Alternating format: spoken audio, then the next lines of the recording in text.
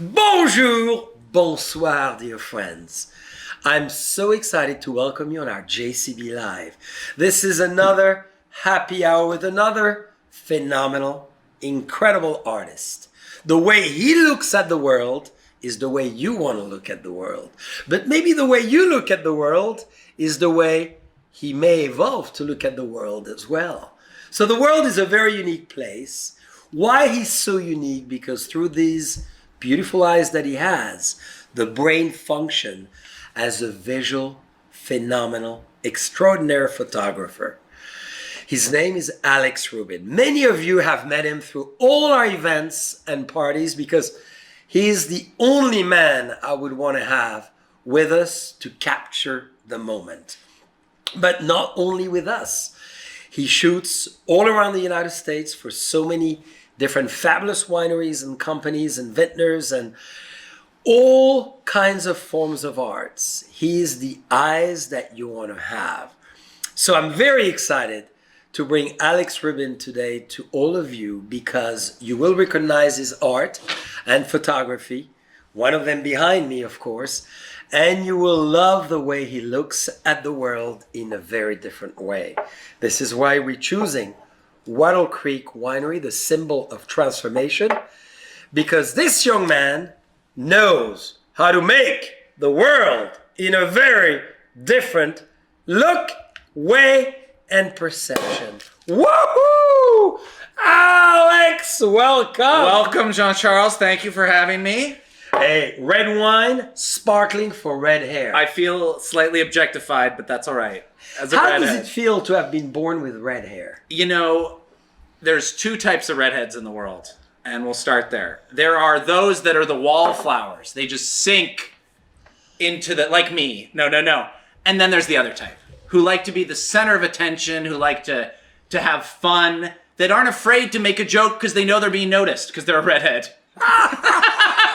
So they might as well be funny while they're being red-haired. So, cheers. Let's have a toast. Welcome. Thank you for having me. Well, Alex, this is such an exciting time. You have transformed how people look at Napa Valley, how people look at the wine country, how people look at a grape, at a wine bottle. How does it feel after now almost and over a decade to have done so much for the wine country? We got a taste. You did not look at me in the eye. One more. So, shall I warn your beautiful wife that is watching? Sex is over for 7 years. It's off. Oh, I'm sure she'll make that. If you're looking for a lover, we have many who are dying to be with you. So we'll take him on a trip to Europe for 7 years. He'll be back. I'll be back. So, in terms, of I think where I want to talk about on the show is it's combining things you're passionate about. So I've always been very passionate as a photographer. Originally from Seattle, I had great clients up there, Starbucks, Boeing, Dairy Gold. Milk is not as fun to photograph as wine. And for me, I am utterly passionate about wine. I would be doing wine and food if I wasn't a photographer. Mm-hmm. But when you combine things you love, it just multiplies. How did you know that you had such a talent as a visual artist? Did you study photography? Did you study design? I started painting as a child, oil painting, when I was like 2 or 3. My mom was an oil painter and she had me playing with it as well. And then at a certain point, I just picked up a camera and became fascinated with the instant gratification. I love how you say, I picked up a camera and you pick him up a wine glass. That's his new camera, by the way. It's these days. So you picked up that camera. And I started taking photos. I had a high school photography teacher who really made me feel like she saw my eye. Yeah. And I think there's something, you can become a technician, you can learn to technically take good photos, but it's hard to teach someone an eye. So they either have an eye or they don't. And it's almost like... Is it your right eye or your left eye? It's my right eye. Oh, really? It's much stronger than the left eye. But the left eye actually would probably maybe see and perceive in a wider, you need them both. And then the right will like hone for the photo. But like you have to be looking with both eyes to be looking for the next moment while you're taking a picture. When you take the picture, which eye do you close? The left eye. Oh! The left eye. Like that. It's not something you think about.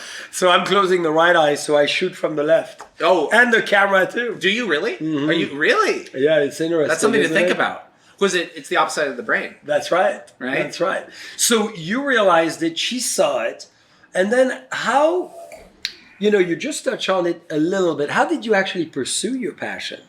I was in college, and I've always been a worker. I've always been a hustler. Liked, not someone who didn't have ambition. Yes. And so I would shoot, headshots in the studio. We had this beautiful photography studio. No one used it. And I would like $100 for actors and shoot a headshot. Ooh. And, my one roll of film, and I was like, making money. I'm like, I'm an hour making $100. I'm in college. This is great money. For sure. And then, it just evolved until I was like, I'm going to do this. And there's a quote, Carlos Castaneda, if you've ever read his stuff. Don Juan says, or Carlos asked Don Juan, he says, how do you know you're on the right path? And Don Juan says to Carlos Castaneda, the right path is the path with heart. Mm-hmm. And like, I've never been one to like make a choice based on what is the smartest, what is the most possible, but what is the path with heart. And, I've always been so visually passionate that there's no, denying it. So you studied that, and then how did you get started as a photographer? Because it's not necessarily an easy thing, specifically 12, 15 years ago. So after college, I worked at a very high-end studio, and I was their photographer shooting 1,000 sessions a year. Yeah. So literally 1,000 different people a year. You learn how to make this person look good, that person, how to turn a head, how to move a face, how to light. So all the real technical. It was almost like getting a master's degree. And then at a certain point, I was like, I'm going to go out on my own. And I went to Whistler for the winter. Skiing, of course. Snowboarding and close. You see, one passion leads to another passion. And then I built my business, and then I came back, and I never looked back. And how did you come across Napa Valley? So my beautiful wife, who you've met, when we met, well, I'll meet her a lot more than you because you'll be away for 7 years. 7 years. She'll be in Napa. So she. Oh, I didn't tell you she's moving in with us. After she just heard, she just texted me in the chat and she says, that's it. Well, luckily, she convinced me. She was getting her PhD down here, and then she said to me, as she had an opportunity in Seattle to get a fellowship with a very, very high level, one of the top, most respected, she's a forensic psychologist. So one of the most respected women in the field. She was working with her. She said, I'm coming up there, but I'm going back. So if you want to be with me in the long term, you're going to end up being in California. Because she couldn't handle the weather. What is forensic psychology, actually? So so forensic psychology is where psychology and the law meet. So what she does is she works for the state of California, and when you have lifers who are going to be paroled, they do a violence risk assessment with a psychologist before it goes to the board of parole. And that's her. Very specific. Hardcore. And then she also does therapy for women. So you ladies that need a good therapist, she doesn't work with men. I'm sorry, Jean-Charles. Only women. Or police. That's really what I call segregation. It's true. It's not, you can choose what you specialize in. Maybe we should have her on the show one day. You should. So she could advise all the wonderful friends we have around the world. So you moved to California, and then you discover, because I love the way, and I would really want to dive into how you look at the world, from people all the way to landscape, to still, to transformative, of a harvest, to everything else. So you came here, you discover you're not going to make pictures of people as much as you did in Seattle. So it's all about the landscape and the scenery and food and wine? I think it's about being inspired. Okay. So for me, sometimes it's the people. and their story that inspires you. Sometimes it's the history of the place. I mean, you look at your home, for example, Wattle Hill, this historic hill in the Napa Valley for the native culture. Long before any of the white people were here, you have this place that has its own history. And when you're there, you can feel it.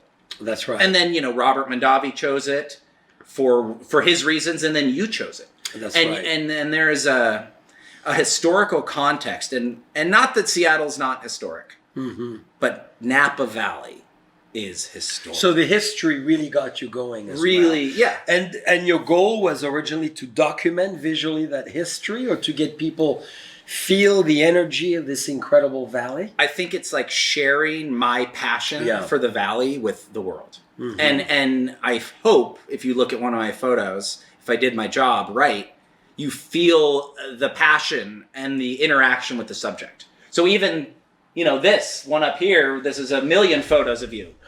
But it is one of my favorite portraits. We gotta get closer, because this is one of my favorite.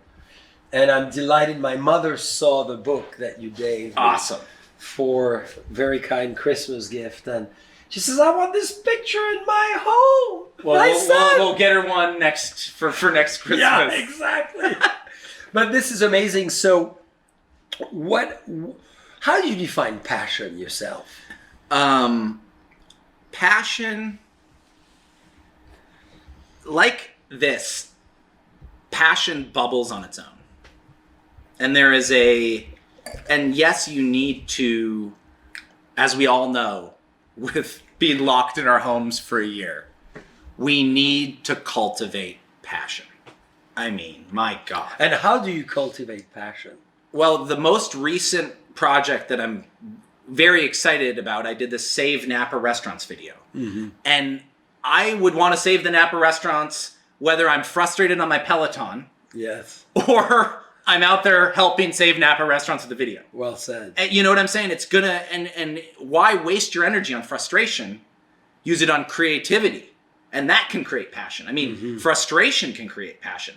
Happiness can create passion. It's not just a positive thing. It's like it's an energy spectrum would be one way to put it, And I think when you are working from that place, trying to, create that energy, things build.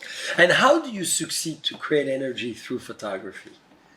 For me, I think my biggest inspiration is going to be the people I work with. I mean, I can't count the amount of fun we've had while working. Oh, together? I mean, these ridiculous nights that you would never, we're drinking, your birthday. Which I love as well, is your love for people's expression. Yeah. And you always seeking the ultimate expression of them all. I do. So how do you define that love of others? How did you get this? Because you truly love them to want to portray them in a very unique, specific way. I'm very social. I'm a very social being. And there is I think you can't make people love other people. There's some people who just are not social beings. For me, like the inspiration, seeing people get excited.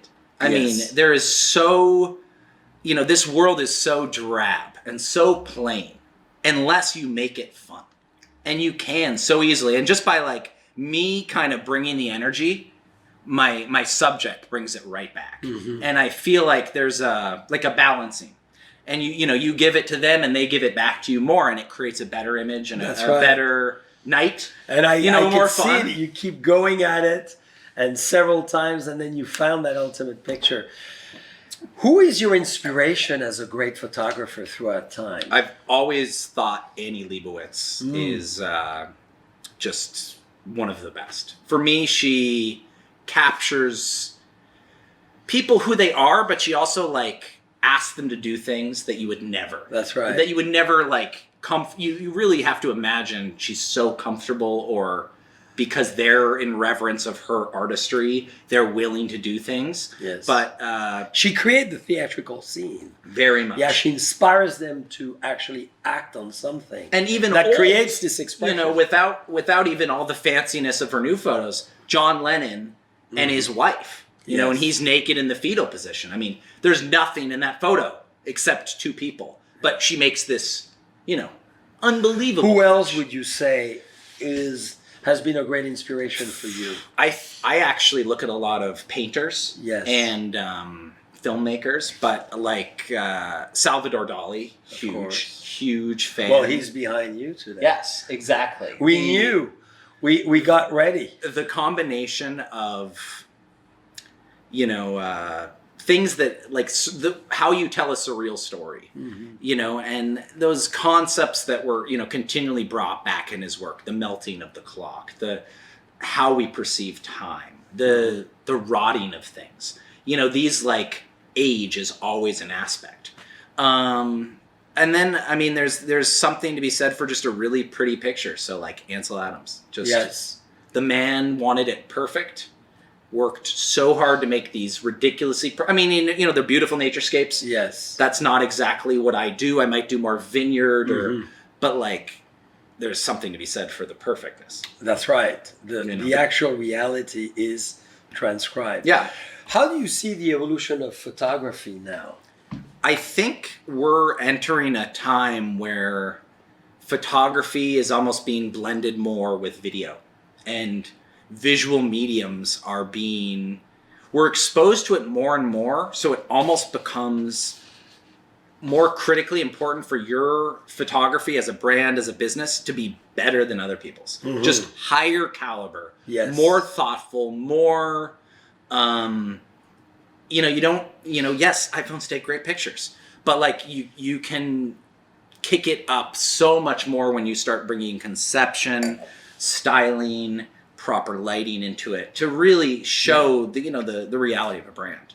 But I find so many of my clients are asking for video, and that is kind of, for my business, I've transformed a lot during the pandemic and digital. From photography to digital to film. Yes. Well, they're doing like more, when I say film, I more mean video. Yes. But in terms of just having motion picture as an aspect, because you're not with people in person. Yes. You're not able to sell your wine. You have to tell them about it and shoot a video like we are today. You know, I bet you have 1,000 stories of people you met, you tasted wine with them, they were influenced, they, you know, joined your winery, you know, they're lifetime customers from one meeting. And you can't do that anymore this year. You have to do it this way. So it's fun to be able to kind of influence people and interact with them in a new way. I hope we get back to the old way of partying in person, right? Oh, we will. We will. It will never go away. The roaring 20s. Human beings. We're going to talk about the roaring 2020s. We'll have to do a Great Gatsby party soon. I'm ready. 2021 22 can't come soon enough. Exactly. So when you look at black and white versus color, what is your philosophy, and how do you use the two contrasts? I think there's a real place for black and white. Yes. Always. And certain images are just better that way. And I think sometimes when you're photographing, you might be thinking this should be in black and white in your head.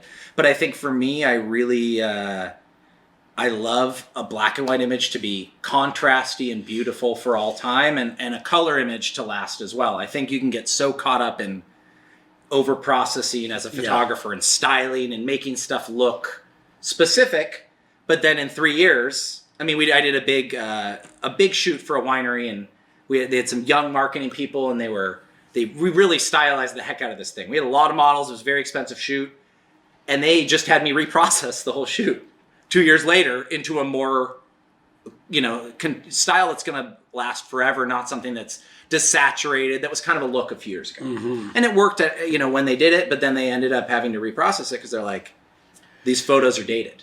And how do you succeed to bring your style in photography and still manage realism and still be factual with what you have in front of you? Because this is, I think, the whole art of the videographer, photographer behind the actual... So I think you want, when someone looks at a photo, ideally, or you want them to be like, almost see your eye in it. Yes. Tell your style. And I think there's a fine line between photographing for a client and photographing for yourself. Mm-hmm. But I'm going to work for a client and I'm going to do 70% of the shots for them.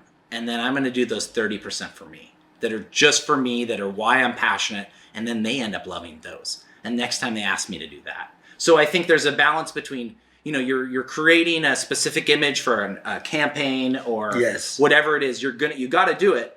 It's within your style, but then there's also like just a few capture for you. And they will, you know, because there's something to be said for when you're working from that place of passion.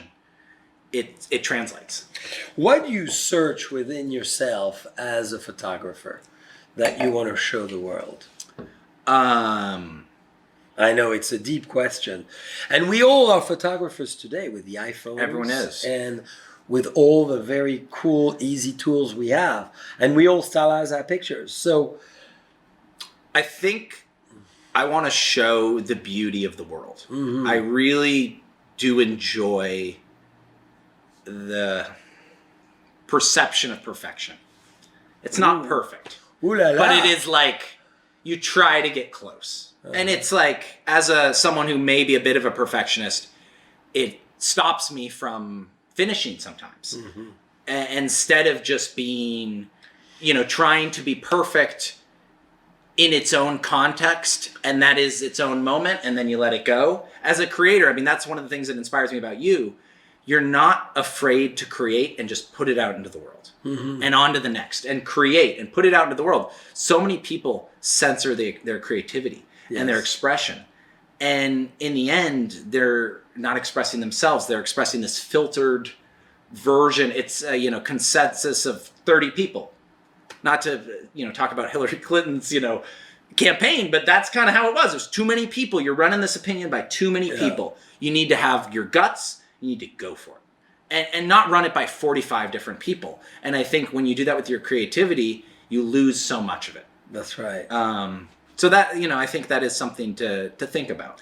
And how would you define in greater details your style as a photographer? I feel like my style is very authentic to showing people's feelings.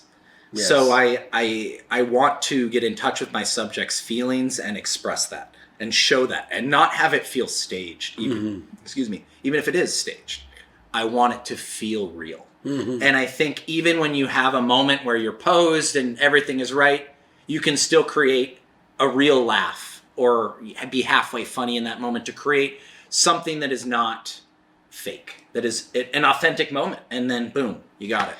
In your house, are you surrounded with your own pictures? We have a couple big wine images that are abstract. And then we have a lot of my wife and me and the dogs. Oh. So mostly dog photos. But that you've taken. That I've taken, or she's taken, or even iPhone or whatever, just because it's a fun moment. But we really have a modern, but like minimalism, but we have some very big metal prints like this. Yeah. Now, you have obviously all the fancy equipment that we can think of. And you remember probably the challenge of Paris Match, a big French magazine, who said 3 months, 20 photographers, competition in the United States, you can only use an iPhone. What's your view of the iPhone quality and shooting with the iPhone? I love it. I love having such a high quality camera like right here. I mean, this is just ridiculous. Soon enough, this thing will do 8K video. That's the new amazing. one. I mean, that is nuts. I had a $5,000 digital camera that was 5.4 megapixels. And I mean, it couldn't go over ISO 400 without looking horrible. I mean, and this was like, you know, just as I started at the beginning. When we went from digital to like slightly worse, but it was, or from film to slightly worse digital, until it caught up, you know. But it's unbelievable to have something that, you know, this could document everything. And the quality is staggering. And it allows for creativity, for perspective. Yes. I mean, this has changed the way people shoot photos. 2 years ago, all my clients were on a ladder shooting straight down because of the iPhone. We're only shooting straight down because of the iPhone, because it allowed that perspective. That's right. And then the next thing you know, people are requesting that point of view perspective. So it's funny to see how technology influences And allows all of us to become photographers. Yeah. So what haven't you shown through your photography that you want to show now? That you want to portray? What emotion you feel in your repertoire of incredible, diverse work you haven't done yet? I feel like, there's always new things to capture. And I like to think about when you have a moment, it might be the only moment you have to photograph that person. Mm-hmm. And to do something that no one's ever done of that person, especially if it's like a celebrity or someone who's been photographed a million times. That's right. It's fun to do it in a different way. Like during auction, the last Napa Valley auction, I'm photographing Katy Perry's performing, and I pick up a wine glass and I start shooting her through a wine glass. Brilliant. And she calls me out in front of the whole crowd. And I'm just like, she's like, I've been photographed by a lot of people, but I've never been photographed through a wine glass. Yeah. And it's like... That was brilliant. That's great that she's, but like to me, it's like, I want to take a photo of Katy Perry that no one's ever taken before. A lot of people have taken photos of her. So how can I do it in a different way that's going to also reference where we are, a wine auction that supports a wine community that, is, it shows a little reflection on where we are as well. What do you think of the wines? I like it. Talking about transformation. So this is a Zinfandel. Can you believe sparkling Zinfandel, which is... You're back to the roots of California. Absolutely. This is what it was right here. Well, for now, an adopted Californian who loves California more than any other state. Absolutely. And who has taken more pictures than anyone of California. Wine country. I taste like cherry, like maybe even some dried cherry. Mm-hmm. Very elegant structure. Yeah. Love the balance, and it's a red sparkling. We could call it a red cap because it has... It's got like pepper too, though. Like some of those Zinfandel characteristics, but in bubbles. It's very, very unique. Well, as you're talking about pepper, we're going to give you more pepper. So... what would you... You're becoming a true... that was a beautiful transition. Sorry to call out and break the wall of it right here. Look, lots of eye contact there. No, we're not making that mistake again. So... Oh, wow. What should people remember of photography in the old way, of developing your film in that dark room, with the evolution of it? What have we lost, if anything, within this new progression on a technical level? So I think you'll be able to respond to this. I just made you that album. Mm-hmm. 1,000 photos in it, whatever it is. Insane. But you've looked at these photos. You use your photos more than most people, most of my clients. But when you have them in a book, you really look at them.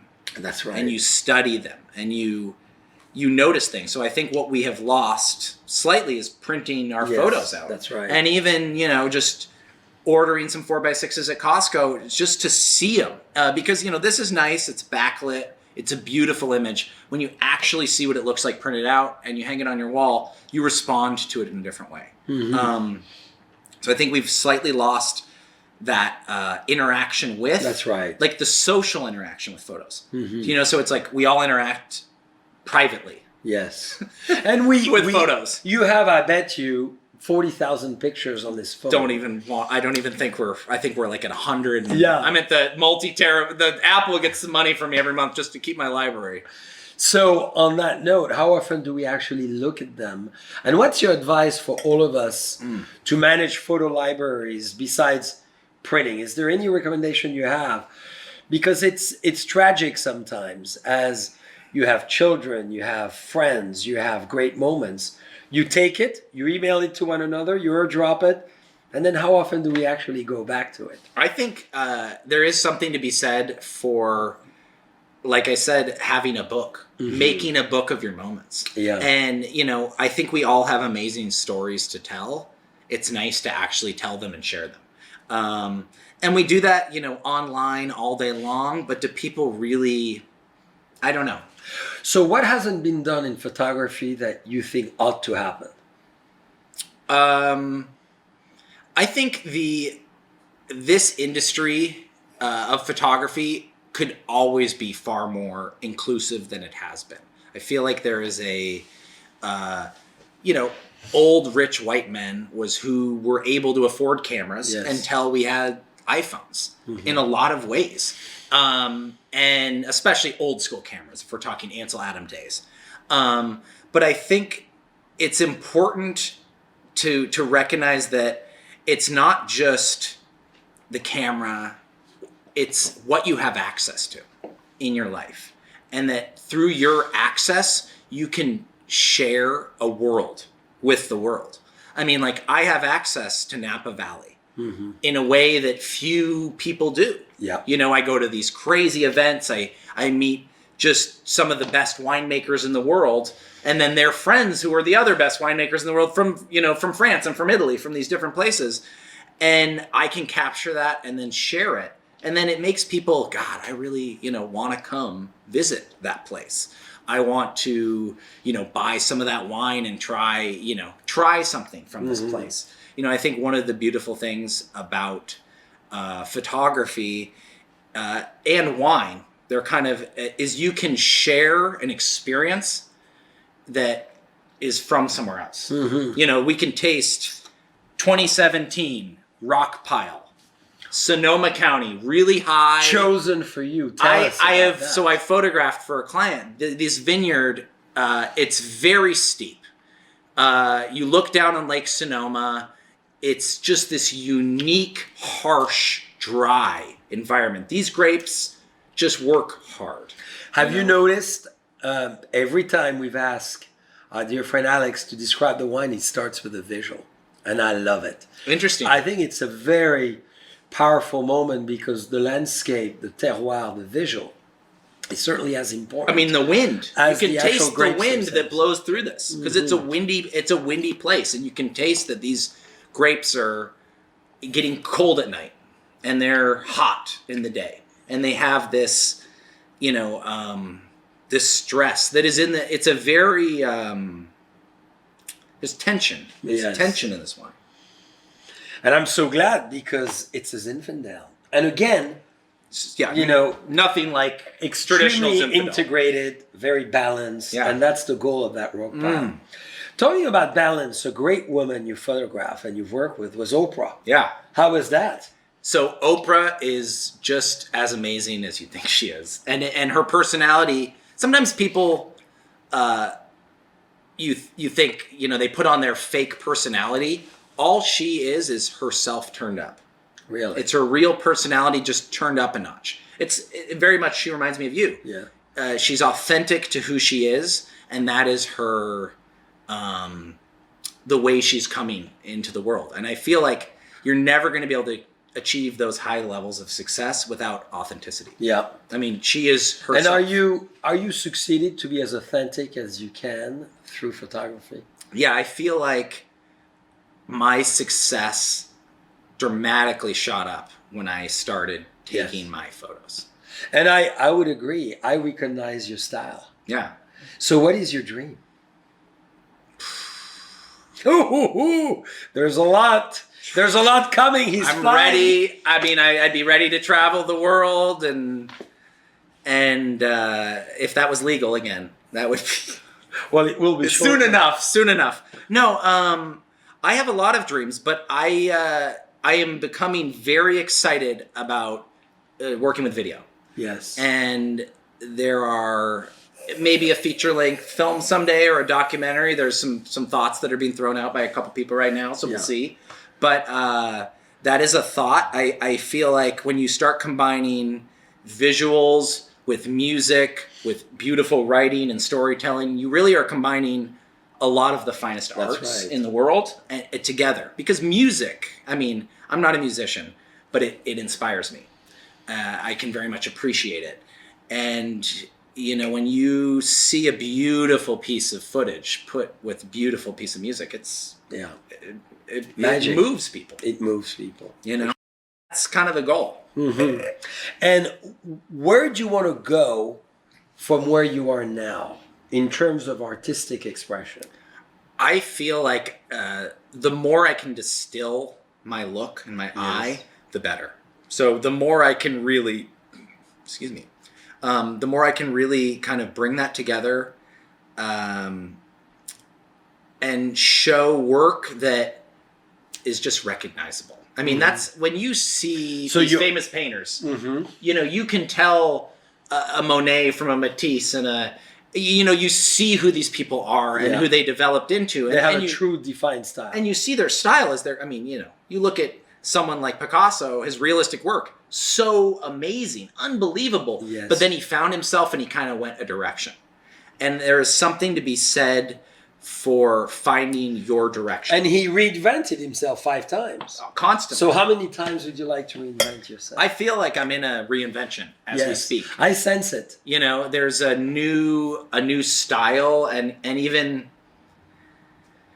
we were so busy, the old world. Let's just like stop for a minute. So busy constantly, you know. I mean, I was shooting 5-6 days a week, going to events here and there, and it's nice to slow down and see our family and be with our people and also be able to kind of bring that calm kind of thoughtful energy to our work now.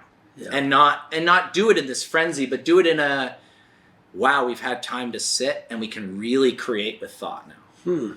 So we cannot wait to see what's coming. I'm excited. It's going to be a big year. It's going to be a good year.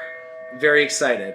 So now, what would you advise to everyone who wants to be a photographer or an amateur photographer? What would be the few tips? I would say buy Bitcoin. No. Well, that may help to finance the new iPhone. To buy, you know, you got to keep buying the equipment, and it'll keep up with inflation. I'm joking. There was a. Well, although it's a pretty good advice. It is good advice. I feel like I'm probably not going to. I've been a fan. I'm not going to do any better than that. But no, I think when you realize that you are passionate about becoming a photographer, recognize that you are the only one who sees the world like you do. And that is a real reality. And if you can actually translate the way you see the world into sharing that with someone else, and that's the hard part.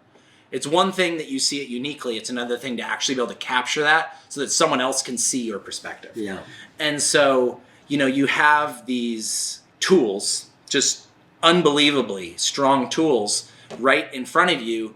It's really just about how you see differently.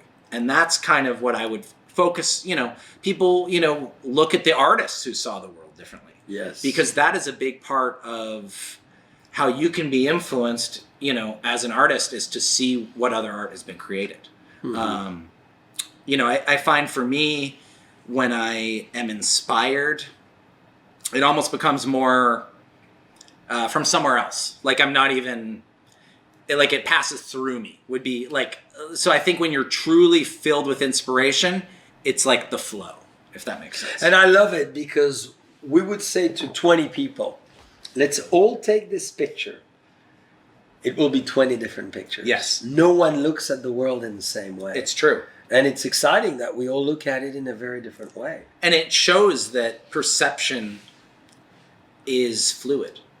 You know, that it's not just, I perceive this and this is fact. No, perception is utterly fluid. That's right. And the way that we can teach and share can be through the way we perceive as well.